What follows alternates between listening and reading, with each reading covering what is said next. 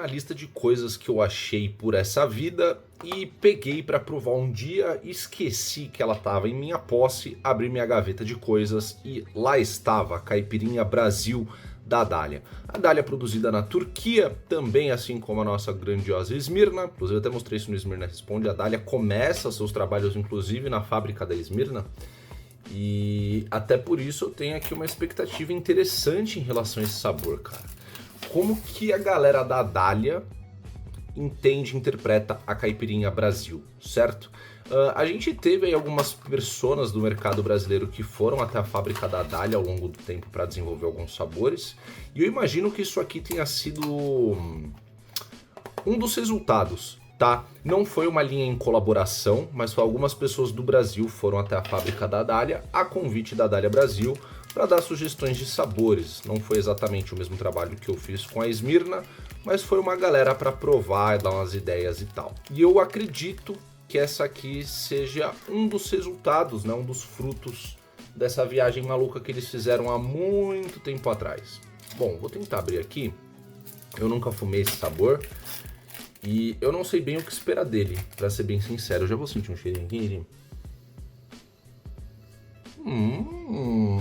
Interessante. Porra, legal, tá? Bom, corte da Dália. Aquele padrão bem picotadinho. Não tá um tabaco vermelho igual a Love 66. A Dália não tem todos os tabacos avermelhados, certo?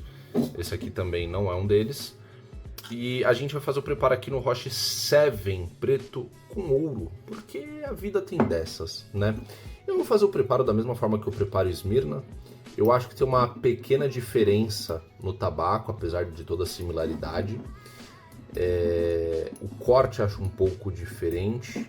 E eu acho o tabaco da Dália um pouco mais oleoso que o nosso da Esmirna. Oleoso, não necessariamente molhado, tá? Ele é mais empapadinho, mais grudentinho, mais compactado. Eu acho que o da Esmirna consegue ser um pouco mais solto e também carrega um melaço, um brilho um pouco maior nesse aspecto. Mas cara, a Dália é bem fácil da gente preparar. Padrãozão, vamos fazer na altura do pino central, sem muito segredo.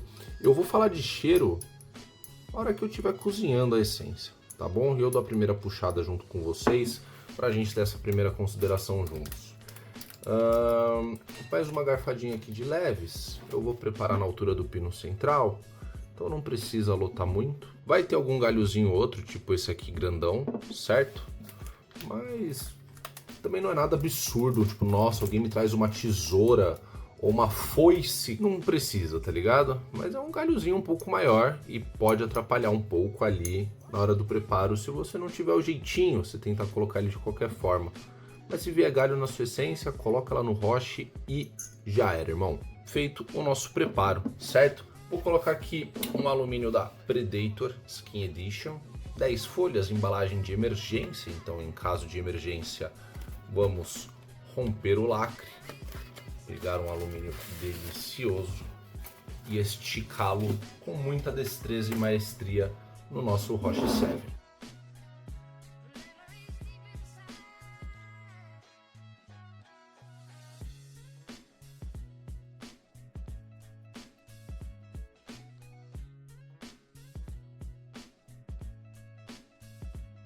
E aí temos nossos 3 anéis de furos. Agora eu vou buscar os carvões e bora degustar a nossa caipirinha Brasil da Dália.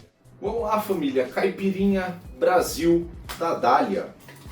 Primeira coisa que chama muita atenção não sei se pouca gente que vai estar assistindo esse vídeo, eu acho, fuma uns 10 anos. Lembra muito já cheiro de mojito, das essências de mojito como um todo, tá? Ele vai muito para essa pegada. Tem um pouco de limão verde, mas eu acho que puxa mais o limão siciliano. Ele tem um cheiro, cara, de limão meio pinho-sol, assim. O que não necessariamente é ruim. Quem me conhece de longa data sabe que, porra, tem as particularidades que eu acabo gostando desse limão também. Mas esse limão pinho-sol, ele não é necessariamente o limão verde. Ele puxa bastante do limão siciliano. Porque assim, quando a gente tá pensando em limão, a maioria das pessoas entendem acidez, citricidade e azedo como a mesma coisa.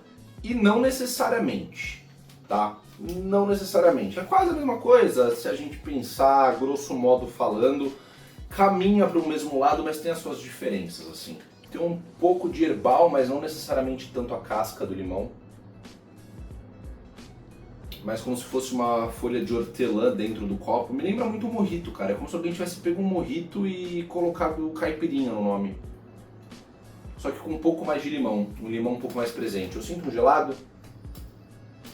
Um leve amargor no fundo quase que alcoólico. Ele é um limão que varia entre o cítrico e o amargo, tá? Não necessariamente azedo, mas cítrico, tipo a laranja. A laranja é cítrica. E tem laranjas que são consideravelmente doces, apesar do leve azedinho dela. Mas a gente acaba usando para fazer suco. A tangerina é cítrica, né? Ela é um citrino, inclusive. Mas a tangerina pode estar mais docinha, com aquele leve azedinho no fundo, entende? Isso é o cítrico, aquele carregamento de sabor no fundo. Azedo, mano, tem aquelas balas que são azedinhas. Você fala na boca, você vai até careta, assim, ó, tem uns que são mais que outros. E a acidez vem um pouco do pH da coisa. O limão é ácido, ele tem um pH ácido. Mas existem outras coisas ácidas, inclusive, e até na hora de estar fazendo o sabor tem alguns triques. Então, tem a Another 500, tá ligado? Agora, vamos lá. Eu tô aqui com um vaso Tower, esse não é um Tower, né? Esse é um Genie. É um Genie Tower, um Tower Genie de 26 centímetros. Tô aqui com o Zeus New Smart em colaboração comigo, olha só, no dourado com preto. Prato Comanches, uma piteira da Seven Hookah, roche também da Seven Hookah, com o nosso alumínio da Predator, telinha, um safe screen da Mahala, 3 peças de carbono. E aí, uma que eu falei muito, né?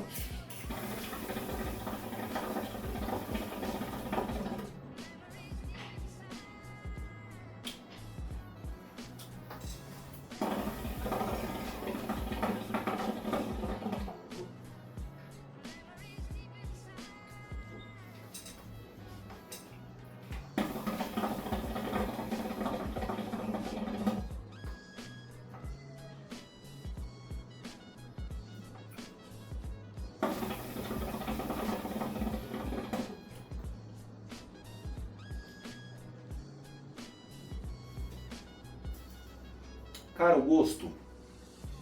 Nossa, vai ser engraçado, tá?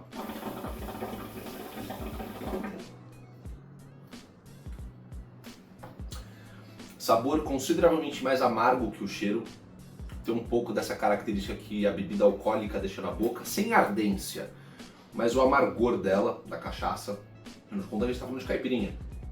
Caipirinha é cachaça, limão, açúcar e gelo. Não tem muito pra onde fugir, tá? Por isso que eu falo, se coloca o hortelã já começa a virar um mojito, porque também já não é cachaça, já vai ser outra bebida alcoólica, e começa a mudar um pouco a parada. Mas eu sinto esse amargor, eu sinto um pouco de limão, parte cítrica, não exatamente azedo, não é um limão azedo, tá?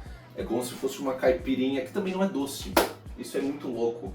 Eu não sinto nota azeda, eu não sinto doce, eu sinto o amargo da cachaça, eu sinto a parte cítrica ácida do limão com um pouquinho da casca, um leve herbal, mas não necessariamente um fumo azedo, aquele limão tipo, nossa, limonada, ou então um limão docinho, meio sorvete, não. Ele tá numa outra categoria, ele tá num limão meio amargo, sabe? Refrescante, agradável, pequeno, né? Ele não é uma parada que tá exagerado. Eu acho que para uma caipirinha poderia ser um limão mais gelado, mas não é um lemon mint, certo? Não é um lemon ice. É uma caipirinha Brasil. Então tem licença poética para não ser tão gelado, apesar de que a caipirinha é feita à base de gelo, né?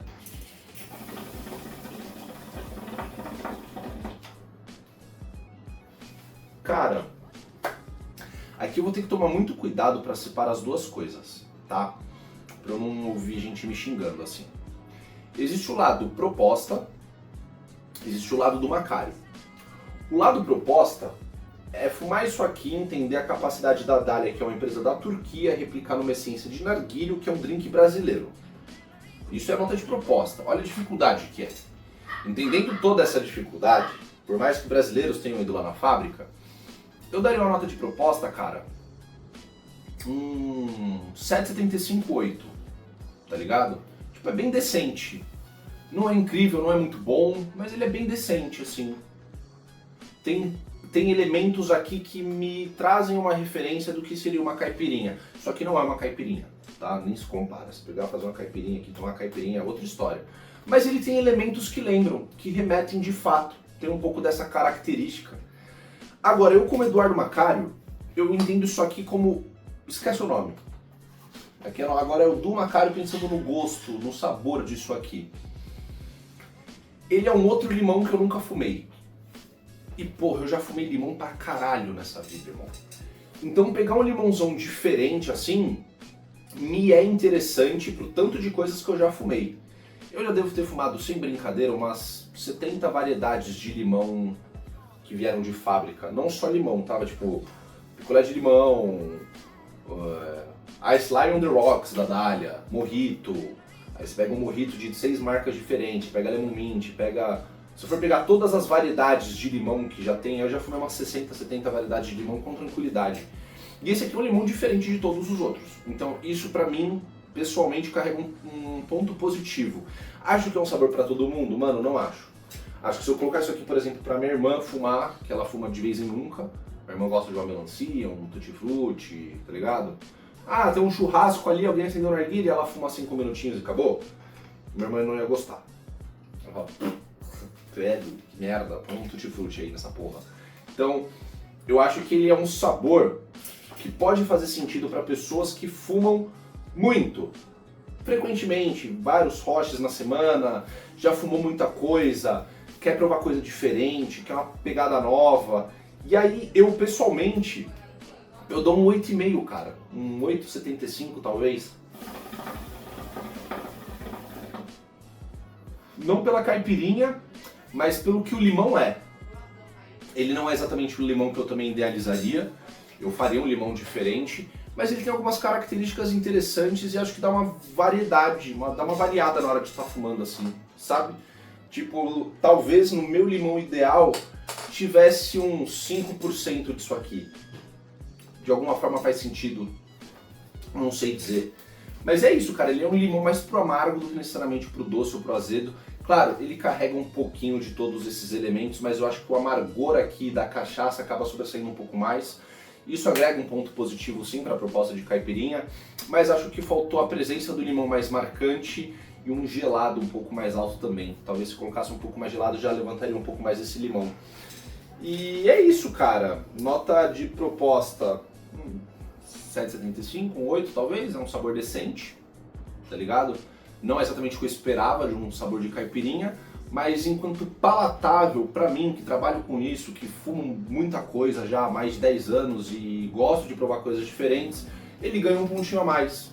Eu acho que essa diferenciação que ele tem no geral é interessante, mas você tá esperando uma caipirinha, não é muito isso aqui não, tá?